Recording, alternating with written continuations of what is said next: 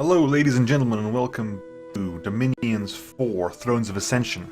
This is one of the games that was recommended to me as to record, and I have played this like a long time ago. I played it a while back, and it's a... If you ignore the graphics, because this game does not look very good, it is actually a really fun sort of 4X, where you take the role of a god fighting against other gods to expand your control over the planet, over the world, or whatever. So you basically, and you design your own god, and there's many races. Like, when you cut down on things like, I won't say it necessarily goes hand in hand, but I've tend to found it is things that don't worry so much about creating massive AAA graphics tend to have a lot more substance to them. That's not necessarily a rule, but it's something I've noticed over several games, that if you don't care, if you don't try and expend a lot of time on assets, your foundation is a lot deeper. Which I think is definitely the way to go, I think. I'd rather have a game that looks simple and be very deep. Because looks, you can just add looks later on, whereas it's really difficult to add depth later on. Anyway, so I was about to do a kind of WTF and go into mods preferences to just double check everything.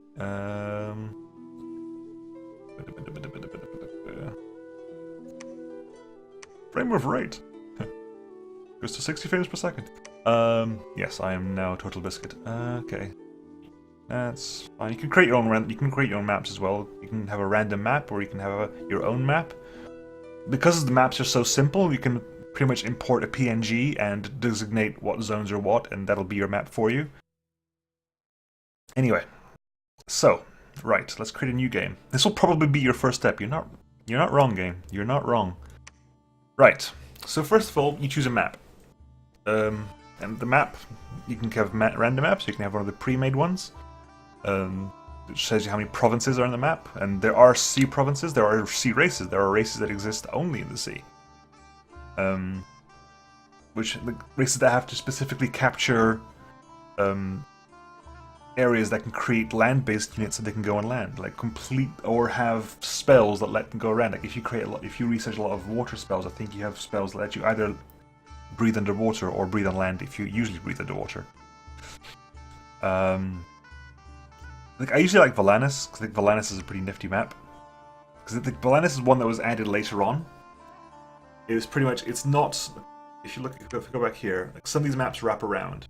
Like, if I go to Big Black Peaks, you see Big Black Peaks wraps around in both directions, does it? Yep. In both directions, almost like a globe does. So, wrap around, again, some very interesting ones here. Most of these maps are top-down. The reason I like sort of Valanis is Valanis has this sort of side-on look, which gives you like a chunk of floating. Was it old gods vanished, old world is crumbling to pieces, and you have like some of the provinces are underground caverns, and there's the river provinces. And there's like a selection of 3 provinces up there as well, which are kind of divided and kept away. I like Valanis. I think it's a pretty fun map to play in. Because it has like very defendable areas, I'll say. You can defend, like if you get here, there are only specific areas you can go in. You can come in via here, and I think via there. And then other than that, the bottom is isolated. Like over here, you can only come via that. Anyway, so if we go to Valanis, to say what can be saved, Valanis inhabitants have started to pray to new gods, but it seems as if all do not agree on who is the most worthy pretender. Hey, you're all pretenders to gods. Like, your goal is to become the one true god. The Dark Ages are coming, and violence will be the only way to solve the situation. That's not what my parents told me. Violence is never the answer. So let's go Valanis. Enter game name. Let's play. Then, okay, this is how nuts this is, right? There are 3 eras for the game. The early ages are full of magic and civilization is at its beginning. At most places, iron has not been thought of yet, and armor and weapons are made of wood, stone, and bronze. Mages are the most powerful in this age, and there's an abundance of magic resources. It is a time of legends. And then as time goes on, civilization has continued to make progress in modern technologies, like iron is now available to most nations. Mages have lost some of their former power, and magic resources are not as abundant as before. In the late ages, iron and steel are readily available and used to arm most troops. Magic resources have continued to dwindle, but mages have become more organized, and their knowledge of the different magical paths are greater than ever before. They're basically sets, and they're completely different. Like, the factions in early ages are different from the factions in middle ages, and different from the factions in the late ages. They may be the same faction, but they've evolved. Like, you can take one faction and follow it out throughout the 3 ages. It's definitely possible to do that.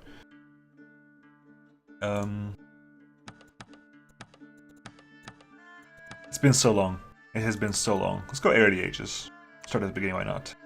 This map can go up to 12 players, but I think it's way too much. I'm gonna have 8. 1, 2, 3, 4, 5, 6, 7, 8. 8. We have 8 races here. Me and 7 normal AIs. I'm gonna go normal AI just because. They can all be random. However, I am going to... Okay, nuts, right? These are the factions for early age alone. You have Archocephale, the Golden Era. Eremor, the new... Okay, let's go through all of them, shall we? This is going to be a slow... We're going to go through them all. An ancient human kingdom led by philosophers, Archocephale uses mainly heavy infantry, chariots, and firing Icarids. The philosophers are skilled researchers. Oreads, roaming mountain spirits, and mystics skilled in astral and elemental magic give Archocephale great magical versatility. The priestesses of Archocephale can heal wounded soldiers. I think they're based on like Greek and Romans, I think. Eremor, the New Faith. Eremor is a human empire centered around a great city. The empire has just recently converted to the New Faith, and its magical skills are very versatile as mage priests from the Old Faith still linger. I think they split apart from Archocephale, I don't remember. Like, for example, like as ages go on, factions break or join together, it's very crazy. Ulm, the Enigma of Steel. I love Ulm. I think Ulm is maybe the race the faction I'll be playing, because I like them. Like, Ulm is reminiscent of Conan. Like, Conan the Barbarian stuff, it's Ulm. Ulm is a nation with a barbarian legacy. They are strong and proud and worship steel and spirits of the wild. The warriors of Ulm are stealthy and well-versed in the ways of the wild. The warrior smiths are masters of magical forging. You can forge your own magical items in this, which is amazing. They are one of the few races that have steel early on. Have iron and steel, because that's what they do. But the Enigma of Steel, of course, is the Conan line, Conan the Barbarian. What is the Enigma of Steel? The Maverni, the time of the Druids. Maverni is a nation of tribal chiefdoms led by Druids, powerful readers of the earth, the stars and the earth. Most warriors fight bare-chested, but noble warriors lose chainmail armor. Saromatia. Amazon Queens. Saromatia is a tribal nation ruled by women. Swift raiders and lances form the backbone of the armies. Amazon warriors and androphags are the sacred elites of the Sauromatians. Witch kings, masters of dark sorcery, rule the androphag tribe. Hydras from the Pythian marsh are tamed and used in warfare. There you go. The Tianqi. The Tianqi is an emerging empire, masters of the 5 elements, the celestial masters of versatile mages. The nobles partake personally in battles, and their chariots form an important part of the army. Sacred celestial beings and the sacred warriors of the 5 elements form the elite core of the armies. They're roughly based on China, an ancient sort of Chinese thing. We have Machaca, Lion Kings, a human kingdom ruled by the royal family of great men. Machaca uses many different animals for warfare and has light to medium infantry as well as archers. Priests and witch doctors from various clans give Machaca a wide range of magical skills. Machacans dislike cold lands. I think these guys are roughly based on African tribes, I think. Mictlan, Reign of Blood. There's a lot of them. This will be this video, I think. Mictlan is an old kingdom ruled by priest kings. Their god hungers and must be sated with blood sacrifice. Mictlan has powerful blood mages and priests, but its infantry uses archaic weapons. I don't remember what you're based on. But again, you're hugely based on sacrifice and sacrificing people to gain blood magic. There are 7 schools of magic in this game, I think. Like, there's like the elemental ones, and there's astral, blood, and something else. Abyssia, Children of Flame. Abyssians are lava-born humanoids that radiate heat. Abyssinians mainly use heavy infantry. They have skilled fire and blood mages, and their priests can perform blood sacrifices. They dislike cold provinces. They'll actually take a morale penalty in cold provinces, just like Machaca. Salem. Salem. I'm going to call him Salem. Salem is a union of 3 tribes of winged beings that live on high mountaintops. One tribe is fully immune to cold, and another tribe is cold and lightning resistant. All mages of Salem are skilled in air magic, and some have also skill in water and death magic. Death magic is also in it. All of Salem dislikes warm lands. They're bird people. They are bird people. You have a tribe of bird people, a tribe of lava people. Sotis, lizard kings, ancient kingdom of lizard men. No cavalry or archers, but chariots and javelins. Has powerful death mages and powerful lizard king priests. In the Age of Revelry, Pangaea. Pangaea is a woodland realm of wild half-men. Pangaea has stealthy satyrs, flying harpies, strong centaurs, and raging minotaur warriors. The Panai are powerful mages of nature and earth and are able to lure women into the wild. They're based on myths. The Greek myth. While the Argocephale are Greek and Roman army, Pangaea is Greek mythology. Agartha, the Pale Ones. Pale Ones and Troglodytes. Pale Ones can grow into huge proportions. Oracles and Earth-blood mage kings rule the Pale Ones. All Pale Ones have perfect night vision. Now we get to the more esoteric races down here. The Pale Ones are... I don't know what they were based on. There's a lot of like Cthulhu. If you haven't noticed, like there's Riley down here. There's Cthulhu-based things, and Pale Ones. I can't remember what stories Pale Ones come from, but they're massive creatures that can grow to be really, really huge, and they live underwater in the dark. I forgot where they're from. Anyway, Tir na Nog is Irish myth. Tir na Nog is Irish sort of sea elves. Yeah, the Tuatha and the Sea descendants. The Furbolg, lesser descendants of the Nemedians, compose much of the population. The Seath and Tuatha are able to weave illusions to hide their true appearance. They're basically, that's basically Irish myth. Fomoria, also part of Irish myth, I think. Fomoria is a bountiful land inhabited by malformed giants. The land was attacked by wave after wave of invaders. Of these, the Furbolg, lesser descendants of the Nemedians, have established themselves and live in peace with the Fomorians.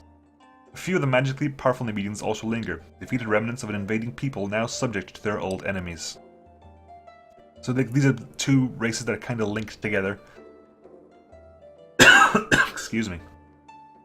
Then you have you have quite a few Viking-inspired races. You have Vanheim, the Age of Vanir. Vanheim is a race ruled by Vanir, ancient enemies of the Jotun giants.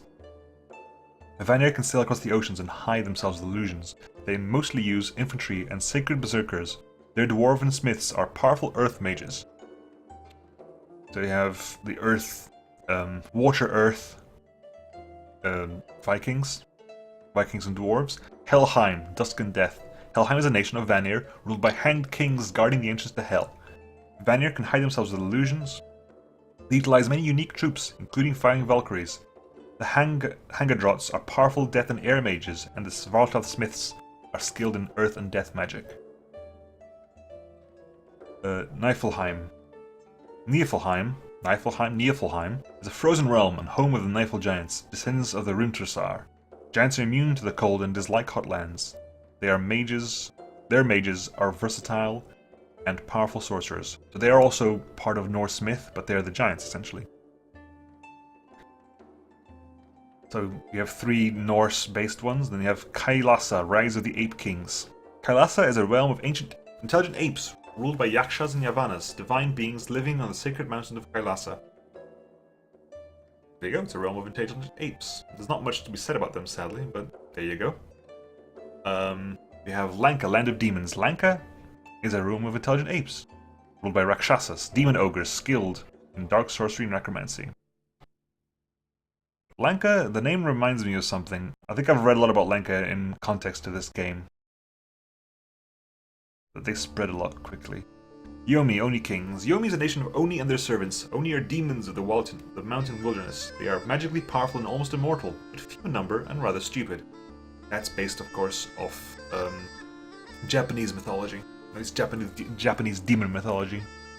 Then you have the Hinnom, Sons of the Fallen. Hinnom is a wasteland inhabited by several kinds of giants. The Rephite lords rule the lesser giants by fear and force. The first city. Is a nation of wild men, Enkidus, led by the priest kings of the first city. Cavemenish, I think, if I remember correctly. Now we get into the ones I don't really know that well. Berytus, the Phoenix Empire. Berytus is a nation of sailors and tradesmen who have founded dozens of colonies. Since the founding of a colony near Ashdod and Hinnom, they have become influenced by the blood cult of the Melkarts. Like, this references to those. The guys have put a lot of thought into this world. Especially about history, because things change over time. The Zilbalba, Vigil of the Sun, cave-dwelling bat people that once guided the sun in its nighttime passage through the caves. I have never seen these guys in battle. I've never seen these, like I've never actually played against them and forgot they even existed. Atlantis, Emergence of the Deep Ones. Atlantis is an underwater nation of amphibious beings. They do not use missile troops. They have powerful earth and water mages and powerful priests. Then, the Atlantis we get things like, I think it's based on like the Dagon stories of Lovecraft. Like, not even lizard people, they're just amphibious beings. They're just people who live underwater who are really strong. They grow really huge. Raleigh, Time of the Aboleths. Raleigh is an underwater nation, a nation of mentally superior beings that have enslaved other races to work for it. Raleigh has Atlantean and Oceanian troops, as well as their own Aboleths. The Aboleths are powerful astral and water mages. And then you have Pelagia. Pelagia is an underwater realm of Tritons and mermen. Mermen. Tritons are unable to leave the sea, there you go, but mermen can shed their tails and walk on dry land. Both races have mages, but only the merman mages can leave the sea, and their magical power becomes severely reduced when they do. Then you have Oceania. Oceania is an underwater realm of half-men. They can remove their tails and walk on dry land. The Capricorn is a powerful nature and water mage, but loses some of his power if he leaves the sea. Sirens can take bird shape and lure enemies into the sea. Legendary bishop fishes lead the cult. Okay, we got a nice choice. I was thinking like I might do Ulm, because I do like Ulm, but we also might try something a bit more. I won't say it's in order of difficulty, but I'll definitely say that things up here are easier to deal with than things down here. Like, underwater nations are weird, like, when you get things like very weird army setups. So it's something to keep an eye out on. So what do we want to do? What do you want to do? Do you guys want to choose what I want to do? That might be a way. Do you guys want to choose? Cool. That's what I'm going to do. You guys can choose what nation I'll be with. I'll play... Okay, I'm not going to read it all out, but just so you're aware. There's the Old Kingdom of Aziraphale. This is the ancient human kingdom, because it's ancient now. The new faith is now... Yeah, I remember this, because these are the same factions as Conquest of Elysium. They're the same factions-ish. So things that happened over time. Aziraphale just got older. It's a fairly stable empire. Urmur got corrupted, so the new faith is now a land... Urmur becomes land of the dead. The new faith was not a good faith in the end. Spoilers. Celeria, the formed empire, is basically... Because Urmur splits, right? So Celeria splinters out of Urmur. So it's basically the dead and the living walk side by side. Celeria uses legionnaires and undead. Thaumaturges are skilled mages of death and astral magic. Pythium is also another splinter faction of Urmur. It's snake-based. It's basically, it's snakes and Greeks. Tower of Avalon, you have King Arthur joins the fray. The last of the Tuatha, the Tir na Og. I think the Tir na Og basically dropped down to Man, the Empire of Man, and Iriu, the last of the Tuatha. Ulm is now a huge kingdom famous for its steel.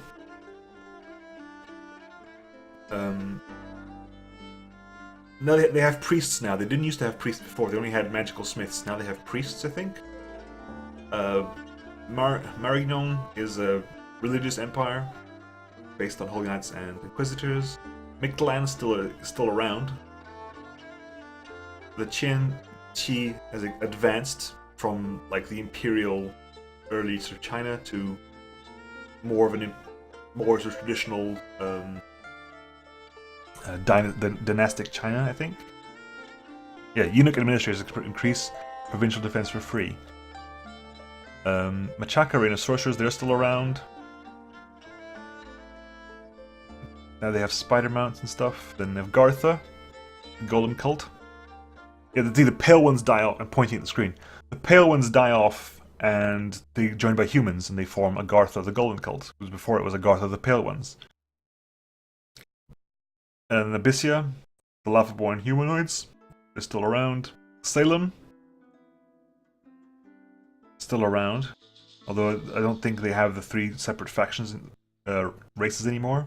The Citus are still around, but they're now more rotting.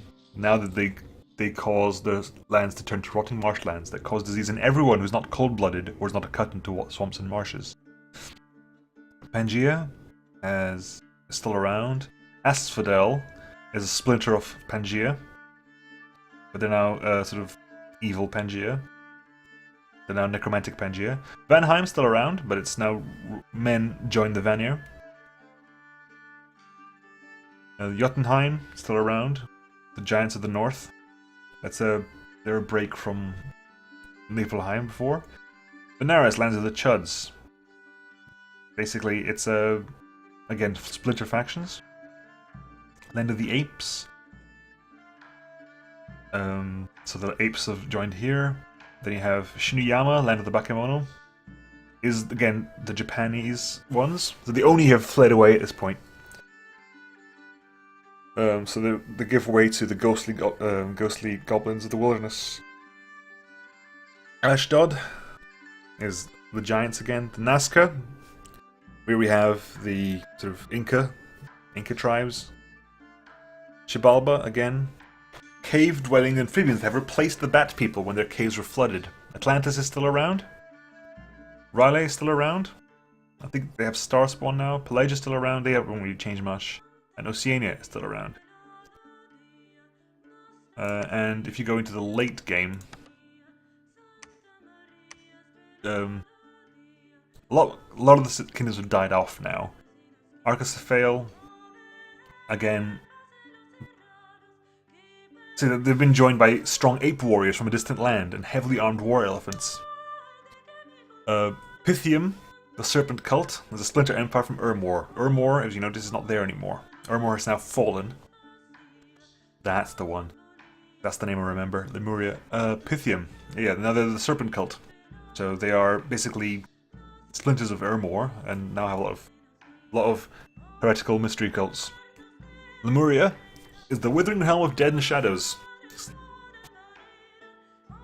Celeria,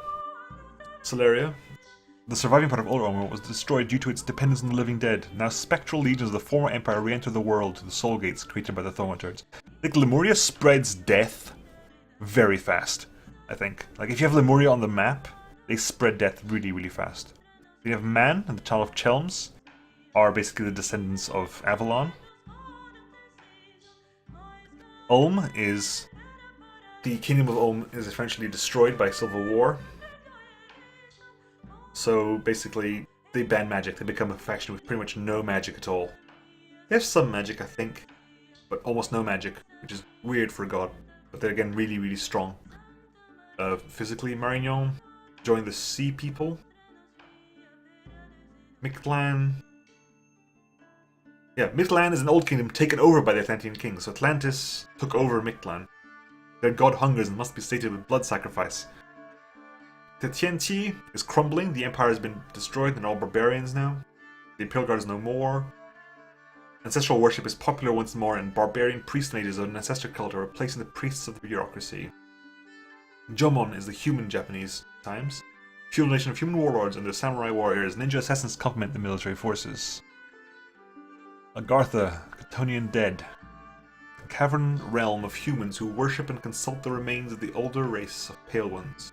Cave drakes are tamed and used as mounts for their knights. You see, the Pale Ones are gone pretty much, but the humans who worship them lag behind. Abyssia. Yep, they're no longer pure lava-born. They have human-bred Abyssians. Pure-blooded Abyssians are now rare and sacred.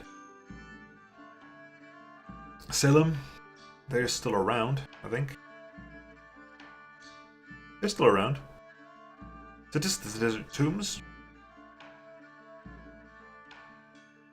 So they're basically gone vaguely Egyptian at this point. Pangaea, still around. But now it's the civilization has reached Pangaea. Half-men have built cities and are using iron armaments.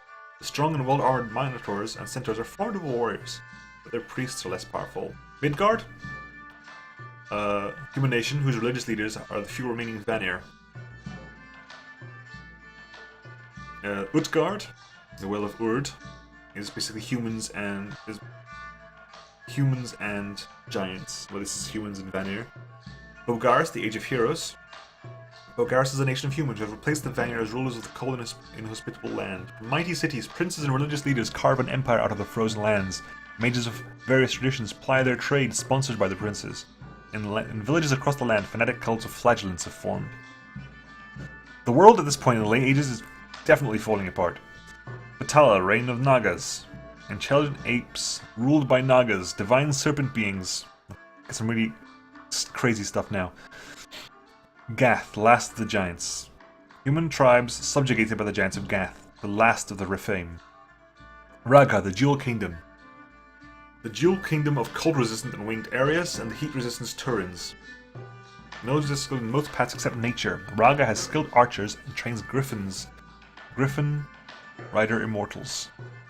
Zabalba, the cave-dwelling bat people are back! Here they awoke powerful amphibious beings that became their masters. It's unfortunate. Atlantis is still around, but they've been forced out of the water. Atlantis is a nation of amphibious beings that have been forced out of the water. They do not use missile troops. And R'lyeh, the Dreamlands. R'lyeh is an underwater nation. The god of dreaming of the void is awakening and inflicting insanity on this world. The army of R'lyeh consists of madmen, void beasts, Atlantean slave troopers, strange hybrids, and the Lithids who use mind blasts. There's a lot of stuff. So I guess I gave you a bit of a layout for all three of them. So I want you guys to pick an age. Yeah, I'll give you guys free reign. You can pick an age completely, early, middle, or late.